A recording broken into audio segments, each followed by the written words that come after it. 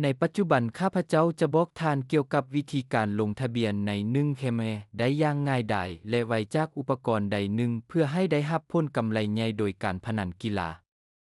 เปิดตัวท่องเว็บในโทรศัพท์หรือคอมพิวเตอร์ของท่านพิมพ์1เคมในแท็บค้นหาและไปที่เว็บไซต์อยู่ที่นั้นท่านจะเข้าไปในเมนูหลักเลือกปุ่มลงทะเบียนข้าพเจ้าแนะนำให้ท่านเลือกทางเลือกอีเมลเพราะว่านี้แม่นการลงทะเบียนอย่างเต็มที่กับการปกป้องข้อมูลของท่าน